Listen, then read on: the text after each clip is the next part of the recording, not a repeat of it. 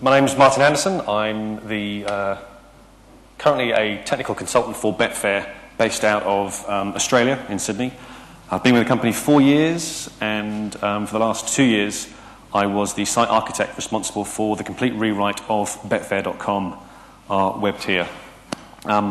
First off, I should probably say as well that it's both awesome and slightly terrifying to have quite so many people in this room. You know, doubling up from last year is a fantastic achievement. Those of you who registered early might have noticed that this talk was going to be given by Tim Morrow and Abe Ingersoll. Unfortunately, they were gazumped by a piece of business that came up. If you've been reading the financial papers from a couple of weeks ago, you would have seen what it was. So I've been slightly parachuted in, as it were, to give this.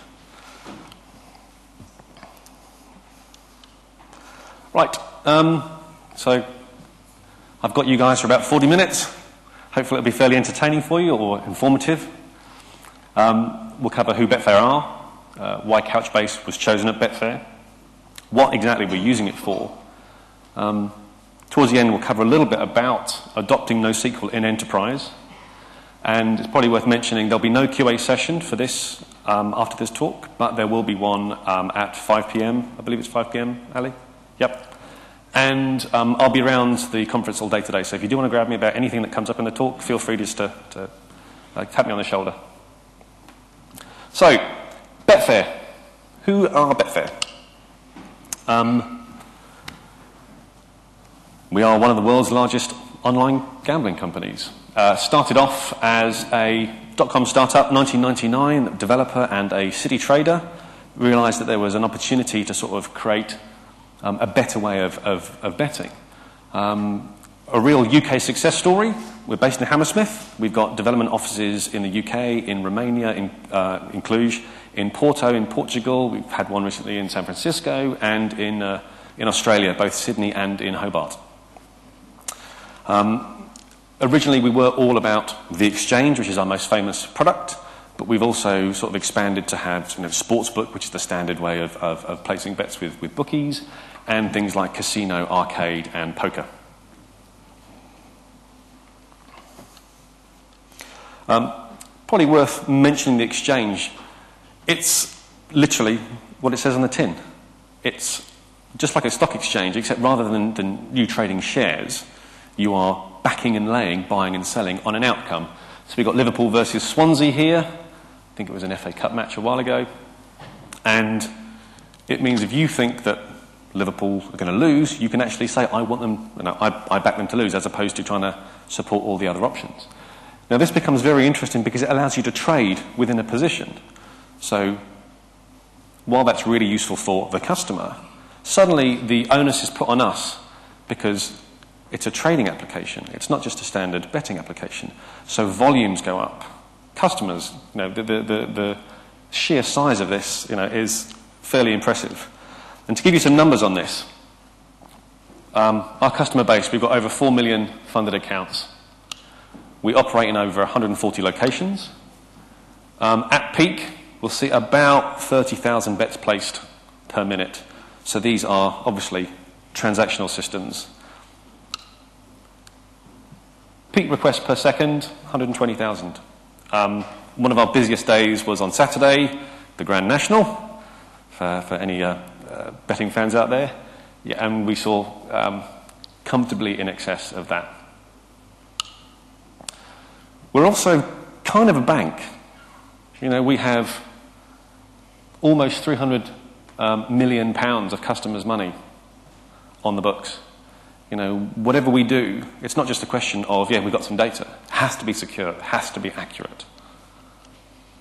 And talking about the various channels that we have, it's not just that we've got a wide range of products that we have to organise our data for. We've also got a large number of different channels you can access this on. So there's the desktop channel, there's the mobile channel. £2.2 billion turnover through the mobile channel last year. This is something that grew at 111% year on year. So I think this just highlights to us the importance of mobile and how quickly this is coming through. When we were putting together these numbers, we did a few things where we contacted a few of our customers to say, look, how do you use this? What do you do? My favourite stat from this was actually the fact that 20% of our mobile customers admitted to using their mobile phones to bet during weddings. Unfortunately, we never asked them if they were betting on the wedding, but, I suppose you've got to do something. So, data at Betfair. So, to give you an idea of the sort of the size of what we're dealing with. On the exchange, we have over 30,000 markets. All these markets obviously have prices, they have the outcomes. Each of these prices can change every 100 milliseconds. So we have a vast number of requests per second, up to 120,000 requests a second, coming in for a large data set. It's not massive, but it's quite large. And the volatility of the data set means that we have to figure out very nice ways of keeping it fresh and making sure people get accurate prices. We also have jurisdictionally sensitive navigation. If you think about a navigation hierarchy, you might have sport at the top in our case, and then you can select your sport, and then you can select competitions within it, and then events within that, and then markets within that event. Now, the issues is that two different customers might see completely different navigations. So you've got a hierarchy. It's not actually a hierarchy. It's a directed acyclic graph. And you'd have an Italian customer who would only be able to see markets that he's allowed to bet on. Or you might have a Danish customer who, for jurisdictional reasons, you can't bet on horse racing or greyhounds or anything that involves an animal. That's just their regulatory compliance. So we have to make sure that our data is shaped towards our customers. And again, doing this at scale is quite fun. We also have multiple web applications for multiple channels. So it's not just as simple as saying we have an application for Betfair.com. We used to have a monolithic structure, but we've kind of broken that apart recently. There'll be a slide later on that will show you the sort of a generic view of how our architecture works. But we have multiple web applications, and we'll have some mobile-specific applications as well.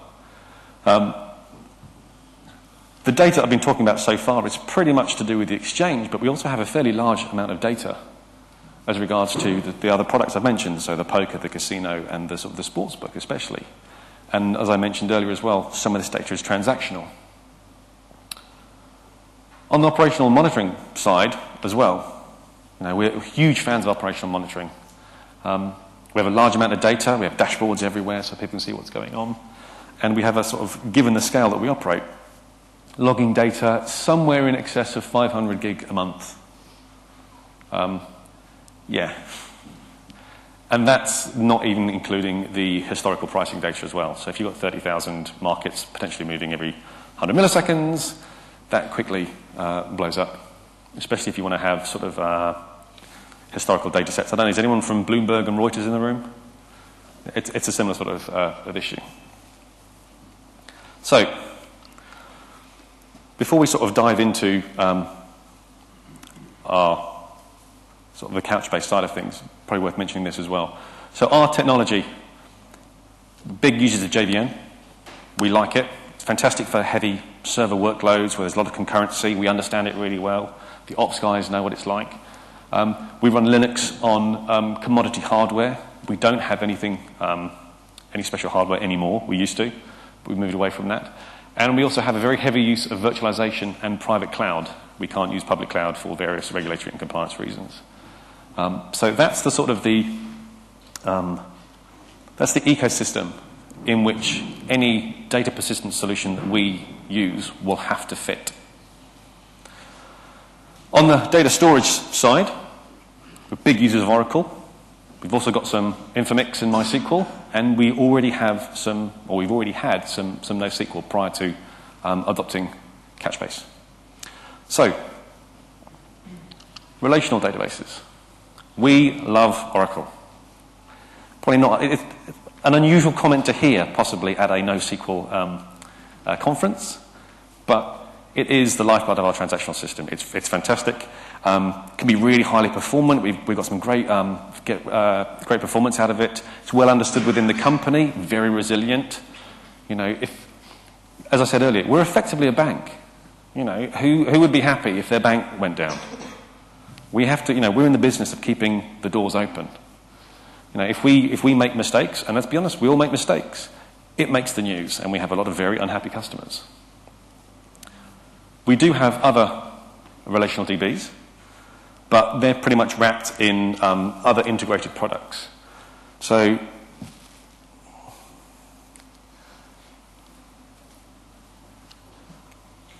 the flip side is this, unfortunately. For all you guys who've worked with or experienced with NoSQL, or to be honest, anyone who's used a relational database, you'll be as familiar with this as anyone else. There is that impedance mismatch with object-oriented languages. Your data model does not look like your code. The rise of things like Hibernate and other ORMs, kind of highlights this. They wouldn't exist if this weren't an issue. You can make object models in relational DBs. You can sort of create this pseudo NoSQL or document or key stores, but what's the cost? Both on development and the maintenance, the upgrades, and then the actual cost itself. Operating in the sort of scales that we have, you've got to have some fairly serious skills. Now, this is not something, where you can trust every developer to be able to go in, start writing, highly performant PLSQL that interacts with such a complex system. If you're trying to scale it as well, scaling is not easy. It's very easy to say, it's exceptionally hard to do, especially within transactional systems, or even within non-transactional systems in an RDBMS. And the heavyweight solution and the integration with continuous delivery. I am, well, as an architect, I'm a frustrated developer. That's what I am. I will look at these things and I will see, right, as a coder, I'm writing code, how quickly can I get what I've written into production? It's just not that easy.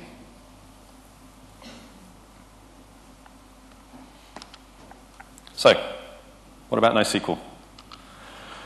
So NoSQL at Betfair. I mentioned, we'd already been using it for a little bit. We know that it matches well to the object-oriented languages. Frank gave some fantastic examples of that. We know that it's inherently scalable within a given definition of scalable. Scalability is, of course, a very complicated topic, and just saying something is scalable is obviously a slight generalization, but it's true. Very fast lookups. We know about the performance benefits of it. The last 2 points, I think, are possibly the most important, or certainly the least emphasized, is that it does integrate very well with continuous delivery, and combines to give a lower time to delivery. Reduces the time between concept and cache. Now, this is something that's very easy to sell to your business. So, NoSQL at Betfair. We're looking around to see, right, what do we have? We use Oracle Coherence, whether it's a data grid or using it as a KV store. It's a distributed cache. You can kind of consider it a NoSQL solution. We've also, found we're using memcached, some CouchDB as well, some Cassandra, some MongoDB, some HBase, and Redis. So, without realizing it, we suddenly found out we had become a NoSQL powerhouse. The question everyone's going to ask is, why so many? Well, the first one is fairly simple. You've got the fact that there are different categories of NoSQL. For us, we were using them specifically in a KV and a document and columnar manner. We do have some graph type data structures at Betfair, but we don't actually use any graph type NoSQL solutions for them. The other reason, or the second of the 3 reasons, is that some are wrapped by other products. We use Chef as our deployment tool. Really, really good. But, it sits on top of CouchDB. HBase is a dependency of OpenTSDB, the Open Time Series database. We use this for this is probably our main operational monitoring tool. It's absolutely fantastic and works at insane scales. You know, the amount of requests we push into it is just phenomenal. But what about those ones where we've got direct usage? You know, what was the selection criteria? How did we end up using them?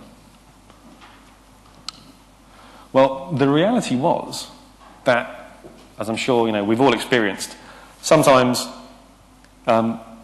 you're focusing on getting it done, getting it out there. In an agile world where you iterate on these things, it's not uncommon to have a situation where you focus on delivering your product, getting it out there, and then there's the pendulum as it shifts to optimizing it, making it more efficient, and then you might switch back to delivery. So we just come off a period of really high focus. We completely rewrote our web tier platform. We had spent a really massive amount of time investing also in our service-oriented architecture. We'd moved away from a monolith to these really high-performance services as well. So our focus was on getting it done, getting it out there, knowing full well that we'd have to come back and reassess our choices. But of course, as in any enterprise, you're not given a chance to go and just say, right, you've got some dedicated time to go and do this and nothing but this. We're still focusing on delivery. We're still getting new stuff out the door. So whatever we had to do, it couldn't affect our current product delivery. So in our strategic review, we figured out good news and bad news. Good news, we had a fair amount of experience in different NoSQL solutions, excuse me. The bad news was that, unfortunately, we were fairly certain that some of our use cases and some of the ways we were using our solutions were less than optimal.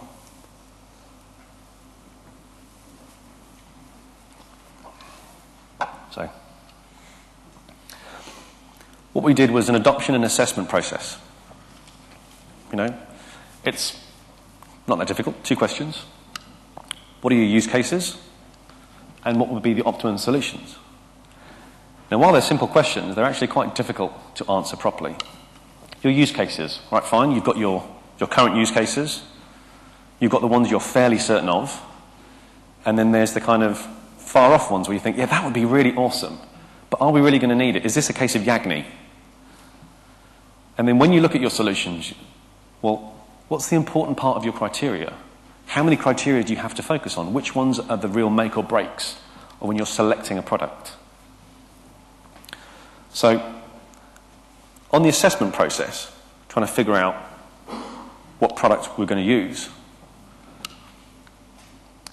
and I apologise for the list. It is pretty much a list. You know, fine, you look at the background, the maturity of the product, how well understood is it? You know, community support, basic things like that. What's the data model category that you're going to be using it for? How flexible is it with that regard? Your consistency requirements. Do you want strong consistency, eventual consistency? This has an enormous impact as regards to performance. What sort of performance do you demand? What's the profile of your performance? Have you got something that it has to be really fast sometimes, but if it's not, it's fine? Or do you care about your P99s? If your 99th percentile, 95th percentile even, is erratic, what effect will that have on the rest of your ecosystem? Replication strategies, caching model, query model. I've already kind of mentioned this. How does it integrate with continuous delivery? What's the operational maintenance, backups, disaster recovery? Offloading things to DW if they're no longer valid, or just deleting them. Operational monitoring. How easily does this merge with your existing operational monitoring solution? What sort of support can you get? It might be an issue, it might not be. We've already kind of covered the scalability side of it. Reliability as well. What's your use case? Are you going to use it for ephemeral data where it's okay if it's not always there? Or using it for something that's fundamental, that if it goes bang, you're going to have an awful lot of unhappy customers. Security. What are you going to be doing with it? And cost. Can't ignore that one. So our use cases, we had sort of two focal use cases for what we wanted to do, where we figured there was a better way of doing this. So first one was the web tip assistance. This is classic stuff. You've got session data. But at this sort of scale, it's not quite so easy as just switching on HTTP sessions. Cross-session storage as well. You can do quite funky things now when you've got, a customer comes onto our website. Now the business was saying, this would be fantastic if we could get someone that comes in, selects a bet, basically puts it in their shopping cart, and then goes home, and then logs in again on their mobile, and it's still there. So sharing that session data, so cross-session storage, and also when you have information about returning about the customer within that channel. Now, we've used Memcached, but we're also aware of some of the known issues around Memcached as regards to deployment, the operational maintenance side of it as well. Now, it's a great product, but we were looking for something more. Cookie abuse. One of the things that we found is an unfortunate side effect of when we went away from monolith. When you have a monolith, one of the great things about it is you have complete control. If you go to this sort of segmented idea of having multiple web applications for individual things, it frees you up enormously. Everybody has the power to do what they need to do. Things can change individually. It is a brilliant architectural pattern. The flip side of it is you lose control, that sort of tight control over what you can do with things like cookies.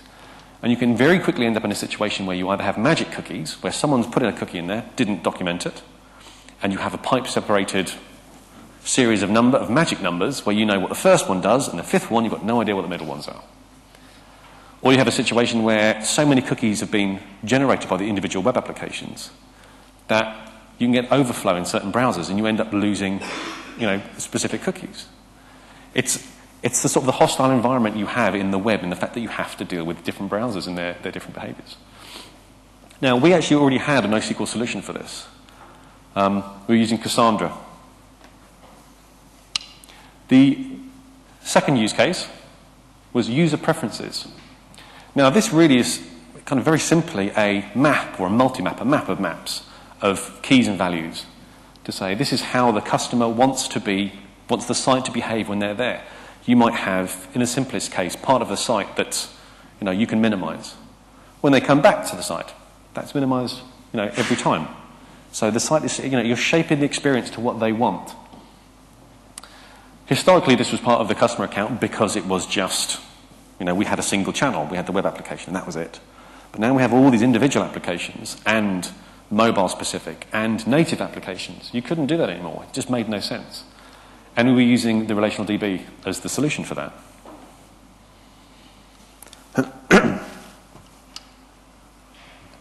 So our current architecture looks like this now. So we have all these web applications, multiple instances, doing multiple things, down to individual services sitting on top of their own data stores. So we've got heavy use of server-side rendered content. The data services themselves are exposed as well, so you can make direct requests to the data services. That's one of the things that helps us scale. And it supports, as of last Saturday, comfortably in excess of 200,000 concurrent users. So this is really the ecosystem that we're looking at. One quick thing to point out as well is, for session state specifically, in a web application, if you have a request coming in, normally, you'd look at the cookie or you'd look at the session if it was local to your application server. And it would be in process and you could pull it out.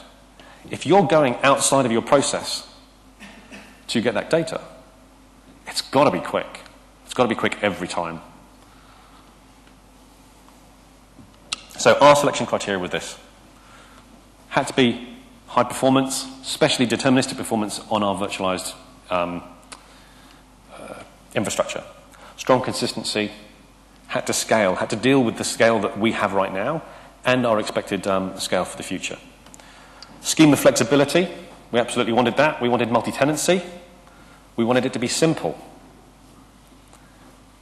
I think simple is a fundamental concept to reliability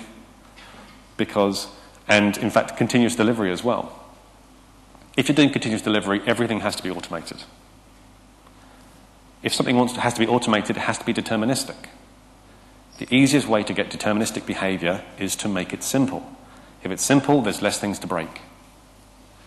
We also wanted enterprise support, and we wanted it, whatever our solution to choose, that we chose, we wanted it to consider the future users. You know, what was coming on down the track? What were the other areas we could use it for? So Couchbase. Looking at our criteria, how did it do? So looking at performance, it is seriously fast. Now, it's all well and good, you know, reading the white papers. I can see Frank smiling down here. Or looking at third party. The Altoros white paper is pretty compelling. It's pretty impressive.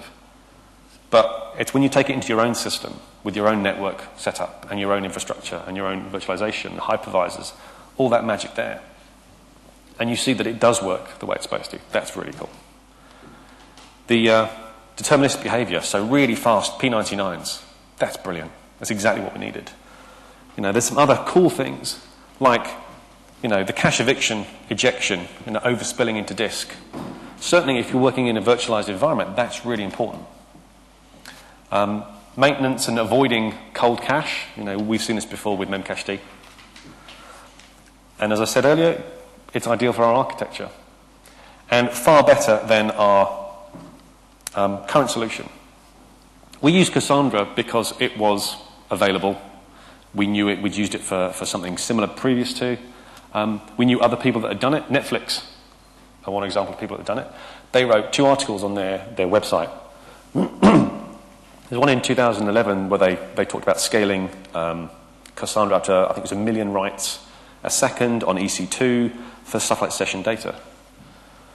What was interesting was that on the article that then came in 2012, is they talked about the fact that they were moving their infrastructure over to SSDs. And the reason being is because they had Cassandra fronted by EV cache, so their specific version of memcached, that was sitting in front of Cassandra. Now that to me is not the optimum solution. You know, you're adding complexity by having this extra layer involved. Now, yes, you can solve it by going to SSDs, but then you've got the associated costs with that.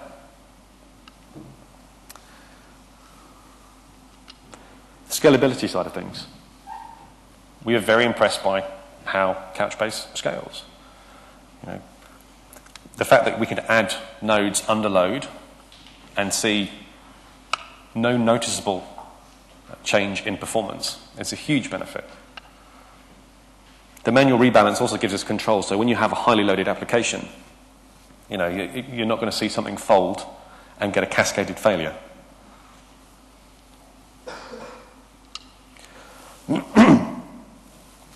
So, schema flexibility. I love this top point. You know, as a developer, I want to own my stack. I want it from soup to nuts. I want everything. Giving me the power to store my data, access it quickly, and not have to worry about it. I'm not saying you're never going to have to look at, you know, data normalization and data models. You have to pay attention to that. But the reality is, in many use cases, it's far less important than you think. Having schema flexibility is also massive for feature throttles. This is one of the things that we do. We've decoupled the presence of code from the functionality on in the applications. Pieces of code are switched off by default, and we will turn a little dial to roll them out. It basically de-risks, you know, brand new code going into the application tier. And this means that if something does go wrong, you don't have to do a rollback. You can just turn the dial down.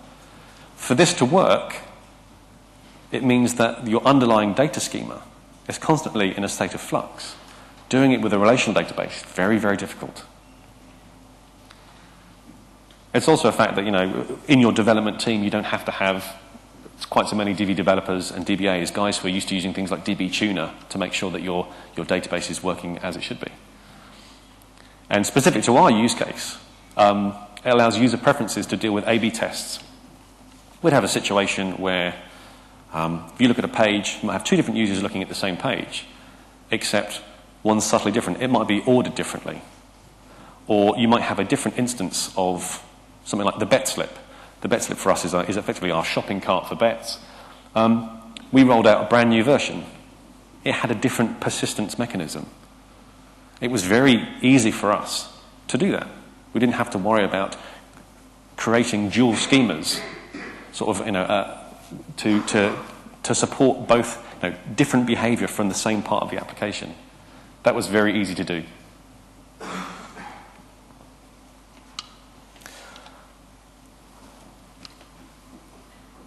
So, other things that we looked at and we liked, multi-tenancy when required.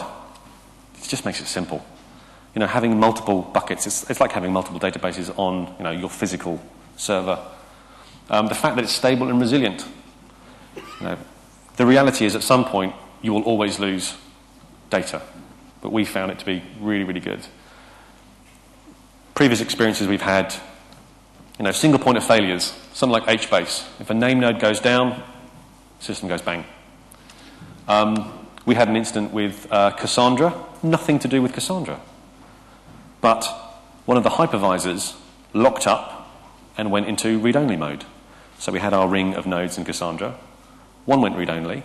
So everything that was supposed to be handed off to it didn't, and just blocked up. And basically it brought the entire system down. Nothing to do with Cassandra. But it's just exposed.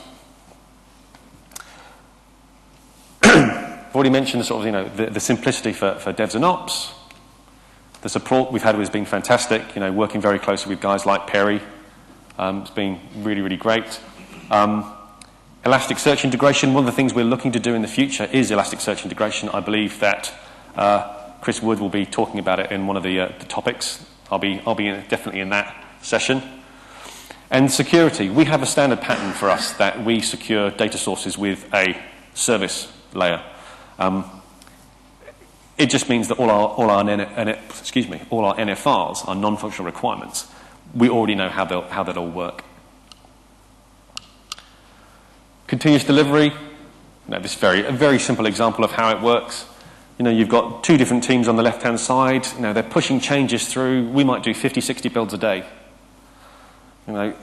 Using something like DB deploy, or you have some sort of database migration tool, it's still not that easy. And if it goes wrong, it's very difficult to pick it back up quickly.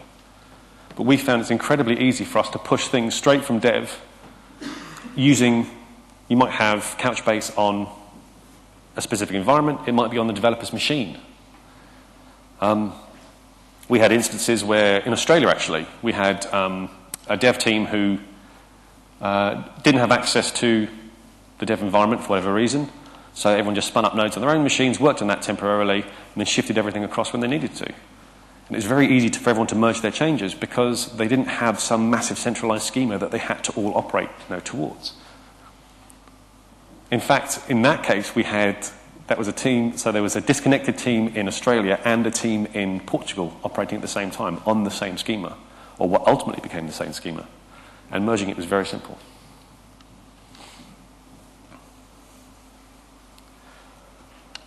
For our deployments, we still use 1.8 in production. We do have 2.0 in pre-prod. Our standard patterns, because we have such a naturally separated ecosystem for our web tiers, we tend to use 3 instance clusters for the web tier, and larger instances when we're having an actual storage, a service where we're actually storing this sort of data on the back end. We've been in there we've had it about 6 months, and here are some examples, of the sort of activity we see.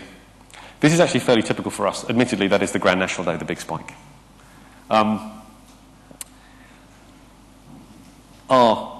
The usage of our applications is normally determined by what sporting event's on. So it tends to pick up around midday, and then it drops off sort of early, late evening, depending on what's going on, and then it goes almost zero at night time. So our peak activity is much, much higher than average. Average to us means nothing. It just makes no sense because it will give you a really false sense of security on what your loads have to be. So we have to deal with these enormous spikes in activity, and that's key for us. Anything we use has to be able to deal with that. Here's some session data, actually. Here's another example. So this a bit more. I think the previous data set was about 2.5 gig in total. This is in excess of 3. But we're doing, I think, 870 ops per second at peak on a 3-instance node. It's just ticking along nice and quietly.